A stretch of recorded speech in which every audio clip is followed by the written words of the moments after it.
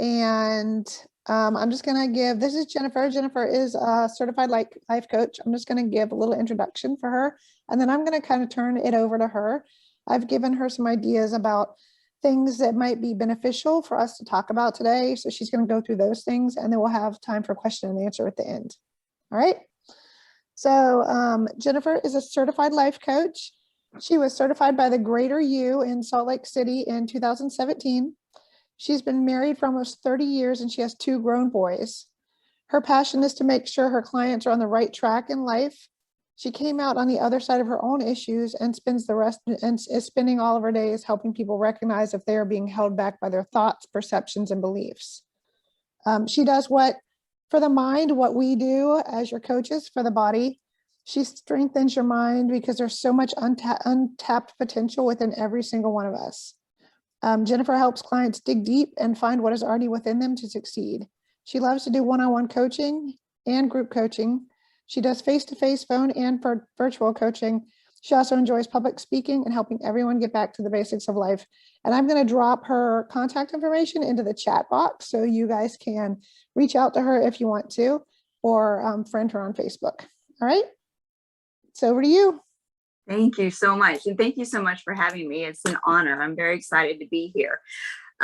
Radley talked to me about some certain issues with clients and certain topics that she wanted covered. And I'm going to name all 3 of them, and I'll go through each 3. And then hopefully you can kind of comment as well, kind of a back and forth to let me know, what resonates with you or your clients. So body dysmorphia was one thing. How to handle or perceive family and friends treating you differently once you lose weight, and then internal motivation versus external motivation. What are the 3 things? Is there anything else that you wanted me to cover? You want me to start with those 3? Did you want me to start with those 3, Radley? Oh, I don't hear you. Oh, you're muted. I got you. Okay. I'm not very tech savvy. Y'all going to figure that out really quick. I do best one-on-one with people right in front of me. However, here we are.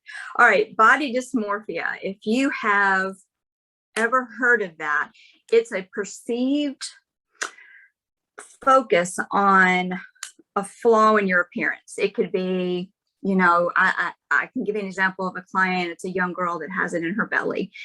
She's a very tiny, fit little girl, but when she looks in the mirror, she hyper focuses on her belly. So she has a perceived thought that something's wrong with her belly. So body dysmorphia can come in all shapes and sizes. It can be mild all the way to severe, where you might even need cognitive behavioral therapy. And you can always reach out to your doctor if it gets to that point. But also you can just have it mildly just from having a bad day in your mind of not being on your plan or not exercising, or you can do it for a full week, or you can get off track, and your mind will tell you that you don't look good or that something's wrong. And you can look in the mirror, and then it reflects what you feel about yourself, because your thoughts are your home. You want to make it a happy home, but that's where it all starts, is right here. So when you look in the mirror and you haven't had a good week or a good day or a good year, it's going to reflect in your mind and therefore going to reflect in the mirror. I can tell you personally that I have a dysmorphic issue. There can even be a dysmorphic disorder. I do have a dysmorphic issue. Didn't know it until probably about 10 years ago. But the way to combat that is to try on your clothes. You can't argue with the fact that your clothes fit. Take measurements. Also, I've noticed, and also in the research I've done, if you take photos of yourself, the brain can't reverse it like it can in a mirror. And I don't understand it. I'm not a psychologist or a therapist of any kind, but pictures don't lie. So if you're ever having this issue, because I have it daily, and I now have learned to overcompensate, I deal with it. But I can look at photos, put on my clothes, take my measurements, and I will quickly reverse some of these thoughts that may be happening that can sometimes start my day off wrong. Have you experienced anything like that or anything with your clients? Yeah, so I just finished a 12-week challenge, and I personally went out. I had to buy a dress for graduation, for my daughter's graduation. And I went out shopping, and I didn't even know where to start with regards to sizes. And so I was trying on sizes, and I actually was able to get down to a size 6, which was super exciting because I've never been a size 6 before. But the following week, I didn't see it. So it was just in my mind, I was still a size 12, it's just weird. It was just messing with my mind. So, and I know that some of the things that I feel like I'm going through for my transformation are some of the things that the clients are going to go through as they do these similar transformations. And actually, you might speak to your transformation a little bit, because it's a lot of who made you who you are today. So, but yeah. Yeah, it takes a while for the mind to catch up to the body a lot of times. And if you've been a certain weight for a long time, then that's what your brain is used to. And it takes a while for it to catch up. And as far as the reasoning for all of that, like I said, not a psychologist, not a therapist, don't always know. But I just do know for a fact that it does take a while to catch up. And sometimes if it's more severe, then you might need to, get some outside help. But my story is I've recovered from binge eating disorder at 42 years old. I'm 53 now, but I started binging as an 11-year-old and had no idea that's what I was doing. Nobody taught me. It was something I was using to control my genetics. I was short and a little thicker than a lot of the girls when I was growing up. And I tried to control that. And when I started to ask how to do that, I got the wrong advice. And when I started to believe, because, sometimes it's external factors that make you believe things about yourself, and then you internalize them, and then you start to make them fact. When that happens, you get on a track in life where you believe you're overweight, fat, too skinny, not strong enough, not athletic enough, not coordinated enough, not smart enough, can't do math, just not enough. You can get on a track, and it's usually in childhood, where you believe you are not enough of whatever it is that's going on, that your issue, the cross that you bear. Mine was weight. I had clients that deal with just not feeling good enough at all. Their self-esteem is low. It could be anything. So think they're smart enough. The passion I have in coaching for me is to get you off of that track, because it's a track of lies, and that track will hold you back in life. It did me for years, and I didn't even know. I didn't know I had binge eating disorder until I was 42 years old, and I Googled my symptoms. So when that happened, Googling is frightening. So when I Googled the symptoms, everything came up. It was terrifying, honestly. The good news was I had an answer. I had help. The bad news was I had a problem. So,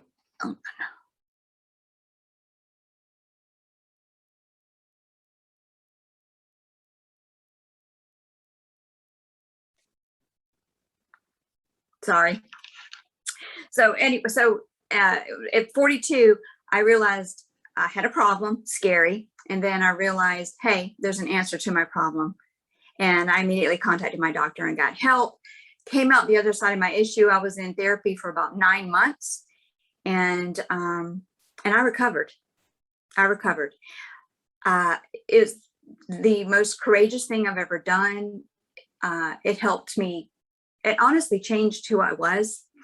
And over the next several years, because of that change, people started to notice the change, not just physical, but mental change. And I was happy, I was glowing, I was confident, I was trying things, new things. I wasn't afraid. They start asking. I started to sit down with people. I was recognized by another psychologist in Utah when I went to fitness camps that I love to do.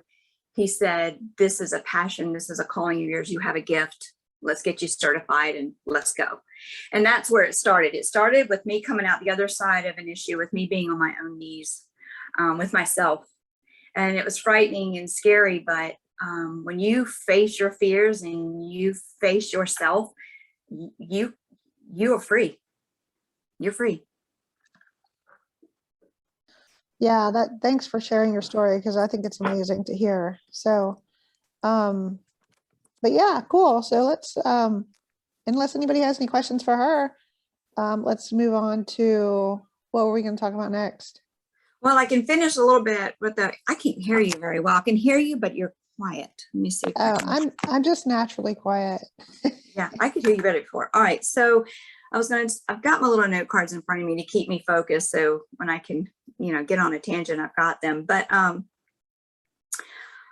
the way that you can fight body dysmorphia is write in a journal. So when you have thoughts about your body or about yourself, write them down and then write the opposite of what you're thinking, because your thoughts are your home. I've talked about that before. And you can reverse those negative thoughts, that negative self-talk, by challenging the thought. Sometimes when you write something down, you realize how ridiculous it is. You realize it is a lie. I'm telling myself a lie. So write in your journal daily and be grateful for the legs that help you walk, for the arms that are strong, and for the mind, and for the body that allows you to do things. And focus on what you have. That is one way to help combat some of those negative thoughts, because that's a lot of what it is negative self-talk and negative thoughts. Take care of yourself. If you don't take care of yourself, you're going to have some negative thoughts about yourself. That's a fact. If you don't get up and do things and make yourself better, and it doesn't always have to mean, as much cardio or broccoli you can eat. Self-care is about saying no when you don't want to do something, saying yes when you want to do something, standing up for yourself, having boundaries, finding joy in your day, putting yourself first. That is self-care, not just running marathons and eating boiled chicken. There's a whole lot more to it. So find joy in your life. Like I said before, take photos and measurements. You can't argue those. Try on your clothes, and positive self-talk. Always positive self-talk helps to reverse the negative. Because if you can let the negative live in there and take rent, then you can push them out and put the positive in. It's just that for some reason we're conditioned to go to negative. Just like bad news is more interesting than good news. It's the way that the brain is wired. Don't know why, but it is. But it doesn't mean we can't and replace the negative with the positive. And another really big thing I want you to know, just because you think something, and I mean, you might really think it could be about yourself or someone else, it doesn't make it fact. Now, I know that sounds crazy, but it doesn't. Just because you may think, I'm going to say for myself, I used to think, oh, you're so fat, you're so fat, you're so fat. Just because I think it doesn't make it fact. It's not a truth just because my brain thinks it. Just because you may think something to somebody else doesn't make it fact. So apply it to yourself. Remember that if you're thinking bad thoughts, it does not mean that it's real and it's not a fact. Combat it with a positive thought, write it in your journal. So that's with body dysmorphia. If you have any questions on that, let me know, or I'll move on to the next one. No? Okay. All right. The next thing Radley asked me about was, and this is so typical and so real, is family and friends treating you differently when you lose the weight. They can be jealous. They can be resentful. They can be bitter. They can act like they don't hear you. They won't compliment. They act like it isn't happening. They get frustrated because you don't engage in the other activities you used to do together that involved being less active and eating unhealthy foods. So a lot of times, and you may know this, but hearing it over and over may help you. When you're doing this, when you're losing weight and you're being healthy and you're moving your body and you're improving yourself, you are a reflection of what they need to do. And you're helping them to see that, or showing them that. So you're a reflection of what they need to do, or maybe what they failed to do, or tried so many times and have not been able to do it. And then there's you that succeeded. They perceive your success as a reminder that they could have been doing this all along, that they could do it as well. And people don't always want to be reminded of those things. And, fear creeps in. When fear creeps in, jealousy creeps in. So you're going to get really a lot of it, to me, is fear and jealousy that causes family and friends to maybe say something. They also may have been enablers. for a long time with you. They might have been that fun person you drank and ate with and, laid around with and Netflix with all the time. They may have been an enabler, and now you've taken their fun away by improving yourself. And another thing is you could have created some insecurity with that spouse or that friend. When you start looking better, you start looking hot, you start looking good, you start getting muscular, you start getting fit and lean, they feel a little insecure because somebody might take you away from them, or you might look good to somebody else, or you maybe get tired of them. So it creates some insecurity. But I want you to know this: the person that treats you the most different is yourself.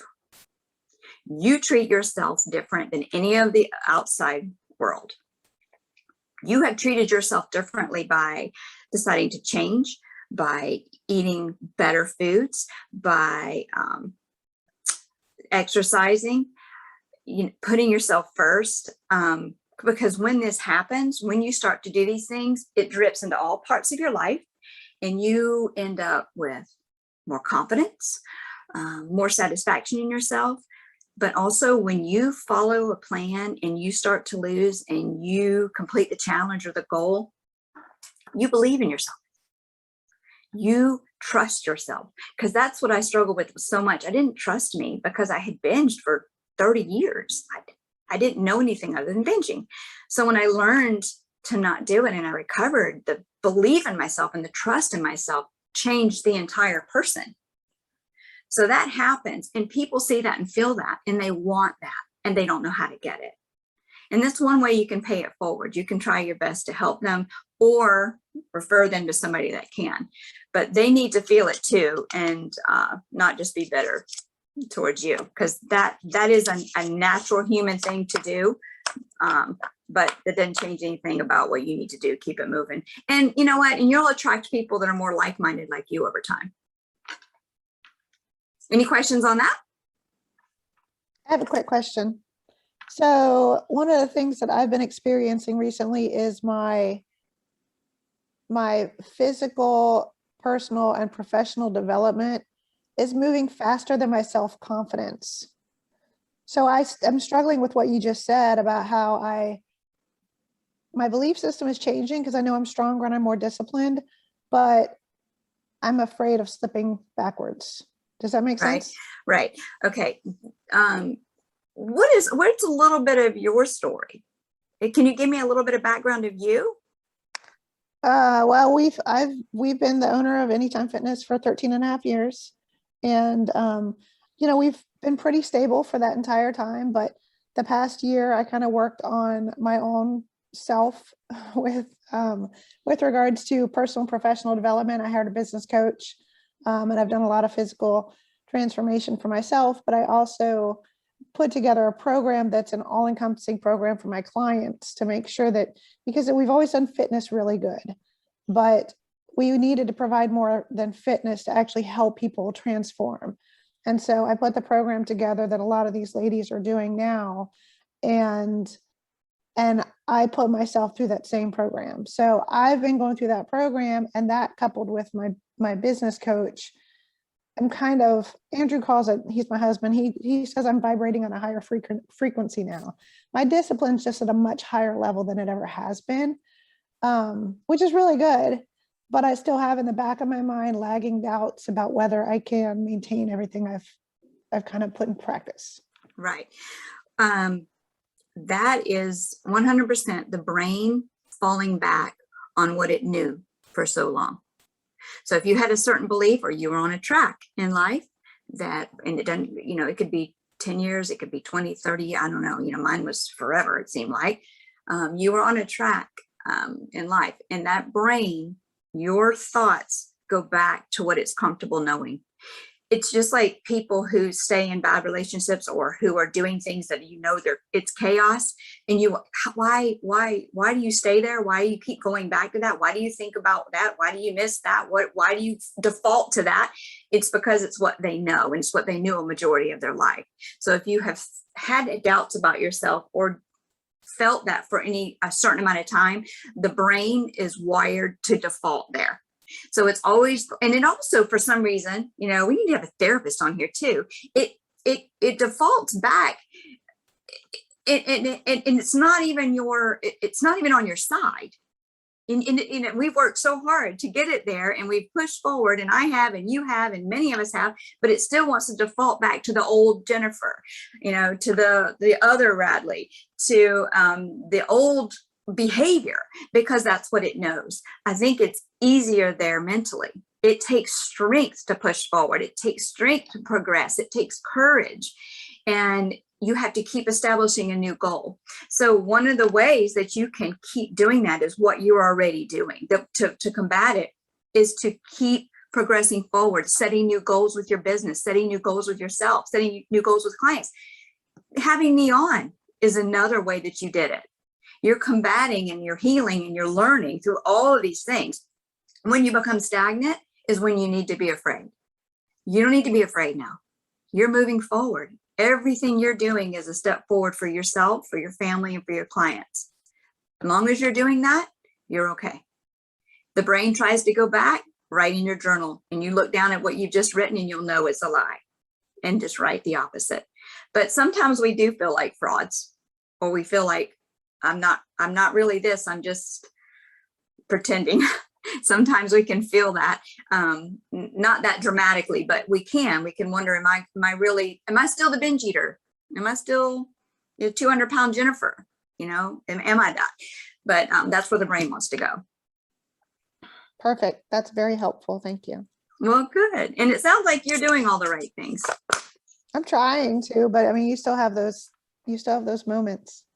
Yeah, that's the negative self-talk, and that's that stinking thinking that happens. And it's called being a human being. And it's also called being humble, because we don't know it all. And we're always trying to improve ourselves. And you being able to say that out loud and admit those things is huge.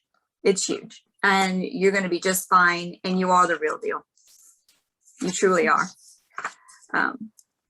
Nobody from any place other than where I work out has ever called on me to do this. So you stand out. You're different. Know that about yourself. Thanks. Yeah. Well, hopefully it's helpful for everybody that's here. I think it will be. So I think it resonates with pretty much anybody at any level, So are there any questions about that from anybody? Nope. All right. Then the last thing that we're going to focus on is, unless you have any questions after, internal motivation versus external motivation.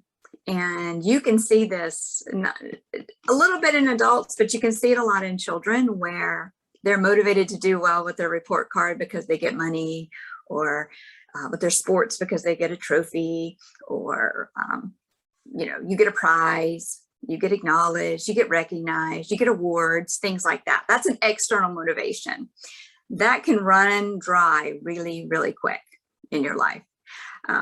It just naturally runs dry. And then when that happens, you have to rely on an internal motivation, which is your own reasons for doing what you're doing. What is your why? Why did you decide to do this? Lose the weight, get healthy, get leaner, lift the weight, eat the whole foods. Where is that in you that made you start to do that? You have to tap into yourself, into those layers to figure that out when that external motivation goes away. I never had external motivation because I was always never fit. I was always the bigger girl. So I didn't have a lot of that. So I had to draw from within myself. I didn't need a partner at workout. I didn't care to talk to anybody at workout, which may or may not be a good thing, but that's how I started out. I went for me. I did it for me. I was focused. I did my workout. I went home. I didn't gossip. I didn't chat. I didn't care. That's how I did things. That's how I still do things. I enjoy having the energy of people around me. Now that I'm older, I really enjoy it. And now that I've figured myself out, I can enjoy it. But at the beginning, it was about me, what I needed to do, and it had to be an internal drive. How it's personally rewarding to you, how it feels when you do it. Again, to keep internal motivation going, you have to establish goals. The minute you get sedentary, the motivation level, it just kind of drops. So if ever you start to feel like I'm getting bored with this, I don't like this, I'm tired of this isn't working, switch things up, change your schedule, do something different, call someone that might know something more than you do, reach out. That's one of the best ways. And another thing is, again, this is so important, positive self-talk.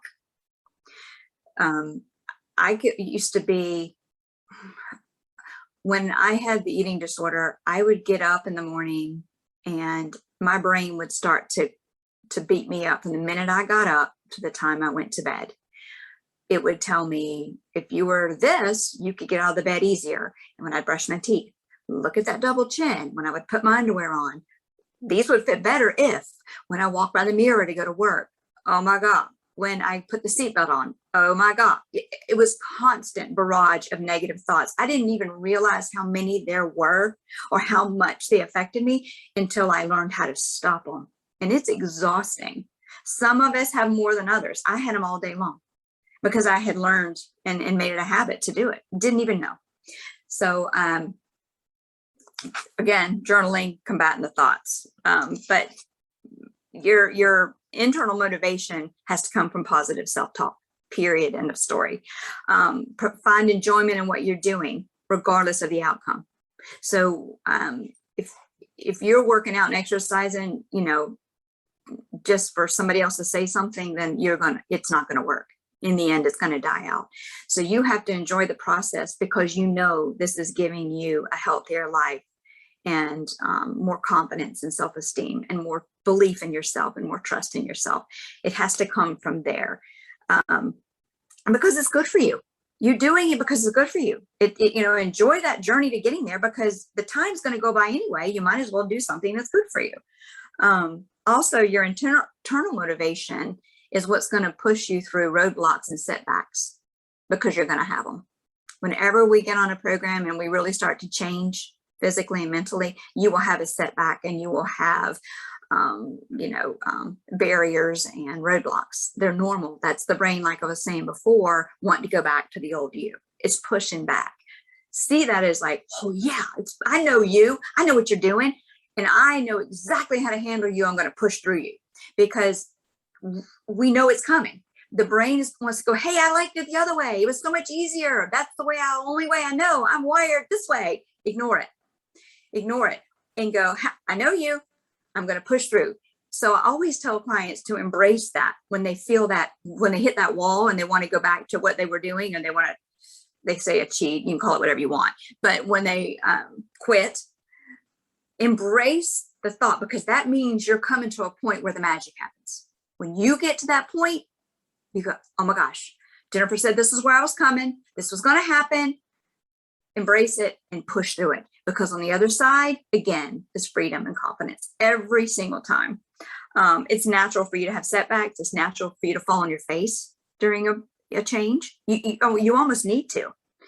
If you don't fail or struggle or fall down or have a setback, how are you going to learn about yourself? How are you going to know what your struggles are, what your triggers are? How are you going to know who you are if you don't come up against things that are hard? When they're easy, you learn nothing. You learn not one thing when things are easy. Okay, I say when the accolades get quiet. So when people get quiet on the outside, and that's what you've been relying on, then you have to think about your internal motivation. How do you feel? Are you stronger? Do you have more energy? How do your clothes fit? Look at any non-scale victories. I was even telling Radley this morning that one of my non-scale victories was leaving my cream out of my coffee.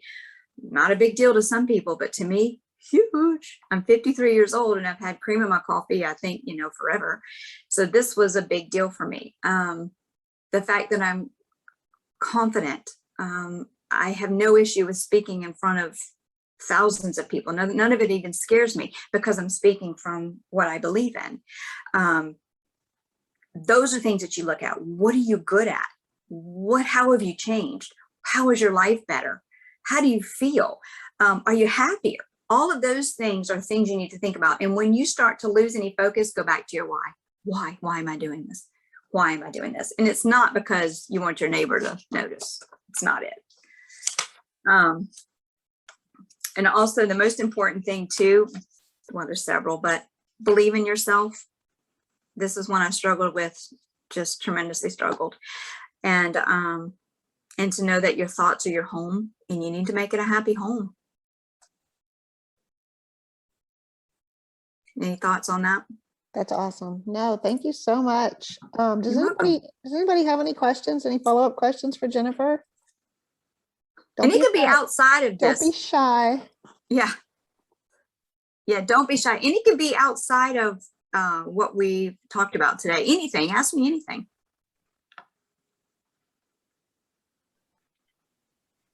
Sherry, Chris. I just appreciate what you've shared. I mean, everything that you said has touched on everything within me.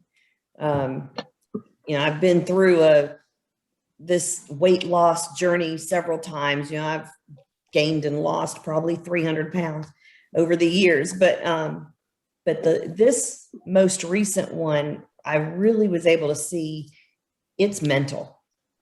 It's all up here, and I wasn't in a place for a long time to get that way. And now, since I had 5 surgeries in 5 years, and one of those was a double mastectomy and a really ugly reconstruction. So I've got that in my head, that what did you call it? Body dysmorphia. Yes. I feel like I'm deformed, and I can't do anything. I feel like I can't do anything about that until I lose the weight. Then I'll be able to go back and get what I feel is wrong fixed. And, right. Physically, that I can't do, even weight loss won't change it. It will change it some. So maybe I won't need it when I'm all done with this, but right now I just feel deformed. Yeah. So you're hyper focused on a flaw. And yours, it's not a flaw. It's called being human, and it's called being saved. Your life was saved. So what you do when you have those negative thoughts and you feel bad is you write them down, and then you write the opposite. And then you focus on what you do have, Chris, because you have, gosh, I watch you on Facebook. You're inspirational. You're funny. You're always there. You're dependable. You're consistent. You're persistent. You're all of those things. So focus on what you do have and not on what you think you don't have. That's the biggest thing. It's being grateful for what is going right in your life instead of being hyper focused on what's missing. It's just like when if I were to go on anything that a program that's going to take something away that I want, we always hyper focus on what we can't have or what we don't have or what's not there. We don't focus on what we can have or what's in our future, that or what we can do when we do our program, or what you can do when you think better about yourself. Your future's a gift. It's a gift. Every single day when you wake up, it's a gift. Your future is a gift. See it that way. Not hyper focus on a part of you that had to be taken away that literally saved your life.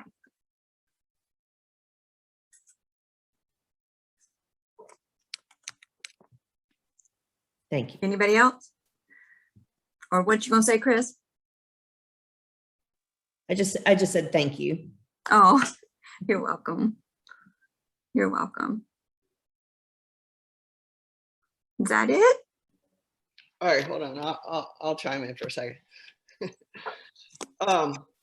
Okay, so first off, just a real quick aside.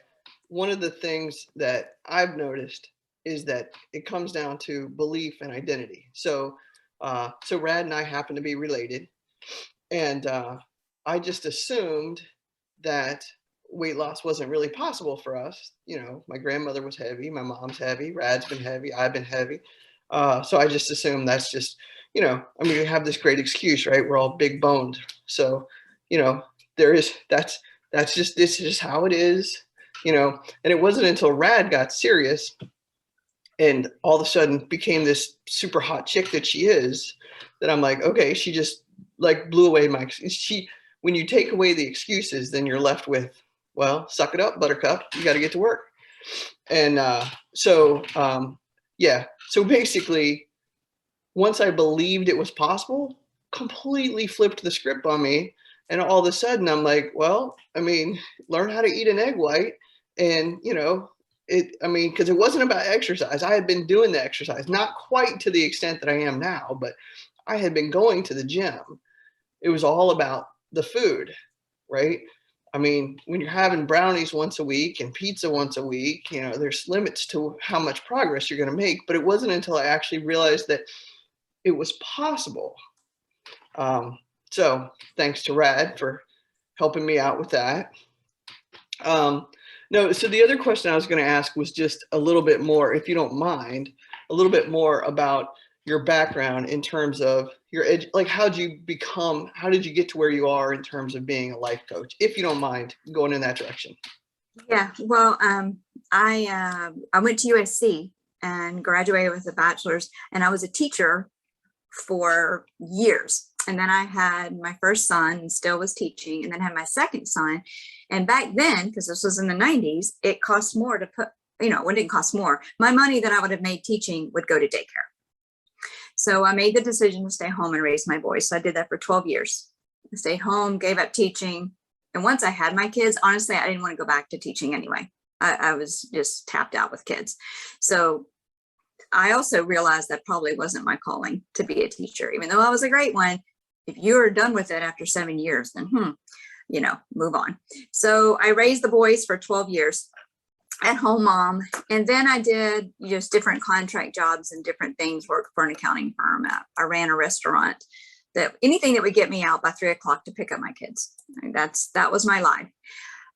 All that time I was binging and then starving and then binging and then starving. Only time I didn't starve was when I was pregnant, because that's one of the things that told me I had an issue, was that I didn't feel the compulsion to the impulses to not eat after I had binged. And also I binged a lot less because the pressure was off.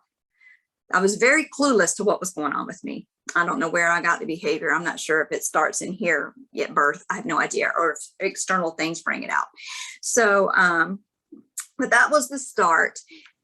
When I recovered from the eating disorder at 42 years old, I went to 9 months of therapy 3 times a week. And I didn't go to one-on-one with the eating disorder specialist. I didn't resonate with her, honestly. I went to an addiction specialist. He was a recovered alcoholic, and he was a psychologist, and I was in group therapy, and I was with addicts, alcoholics, anger management people that had anger issues. What is it? I can't think what it is. Where you gamble. Was with gamblers. I had people with ankle bracelets on next to me. And then there's little me who just eats too much cheese. You know what I'm saying? I'm like, oh my gosh. But what I realized when I sat there in that circle for 9 months, 3 times a week, was that we're all the same. It's just that mine was not illegal. What I did didn't really hurt anybody else. It just hurt me. We all have our layers, and we're all the same when you remove them. They had a different crutch than I did. And I realized real fast that I was no different than that alcoholic, than that drug addict, or anybody else that was in that group. It changed me. After I came out of therapy and recovered, I always wanted to go to a fitness camp, because, you know, back then that was the Biggest Loser was on that show. And I always wanted to go to a fitness camp, but I wanted to find a healthy one that was going to make sure you ate balanced and all of, I had certain boxes I had to mark off. Now that I had an eating disorder, I had to be careful because of triggers naturally. I went to fitness camps and I love those. So I addressed the mental side with the group. And then now I'm going to address and see what I can do with the physical side. How far can I push myself here? I loved it so much that I went for 10 years straight. He actually has now closed his. One of the trainers has now opened one. And now I'm the virtual life coach for her camp. That's how that all came, what is it, 180, 360, all the way back around for me. When I attacked the emotional and the mental, and then I attacked the physical, like I said, I started to change, and I started to look and feel differently. I had a glow. I carried myself differently, and people started asking me, well, hey, you're different. What's going on? And I started to work with people. And then I'd go back to camp, and then I would talk about it at camp, and then I'd come back home, and I'd come back. And then the psychologist that came and did the seminars at camp recognized the gift that I had and said, you need to be certified. You need to do this for a living. You're good at it. I know what I'm looking at. Let's get you started. And so he, from 2016 to 2017, he certified me. And you had to do several hours a week with him. And some other people were on the call. And we went through books and all the things that he has to train me. And then I had to do 120 hours of one-on-one with clients to get the hours in. And then I had to pass a test with him and another psychologist where they would ask me questions and things like that. And that's how I started. So in 2017, I got certified, and I've been going strong ever since. So Nice. Did that help you?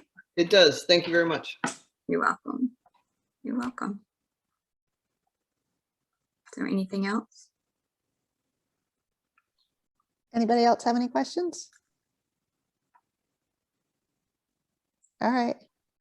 Well, Jennifer, I just want to say thank you so much. This has been very beneficial. I have been recording this, so I'm going to push it out to all the clients who couldn't make it on today. And when I push it out to them, I'll make sure all of your contact information is on there so they can get in touch with you if they want further assistance from you, which would be great because you seem really good at what you do. So, but yeah, totally. Thanks so much for helping us. And, you know, do you have any questions for any of us? No, more than anything, I think I've covered it. I don't so much have questions so much as understand that you're a gift and you're here for a reason, and you're important and you're enough. Believe in who you are, believe in what you can do. And the more you push forward, the more you'll tap into more things within you that you never knew were there.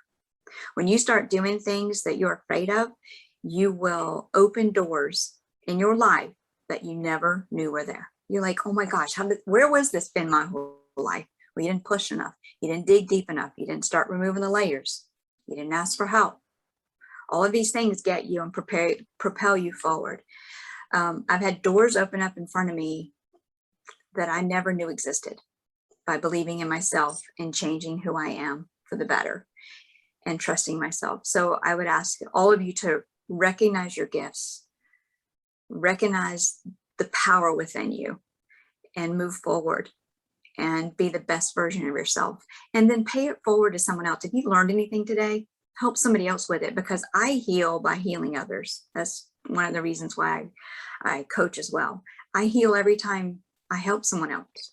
And you can too. It helps you on your journey to pay it forward to somebody else. Awesome. Thank you. Thank you so much for having me. You're welcome. It was a pleasure.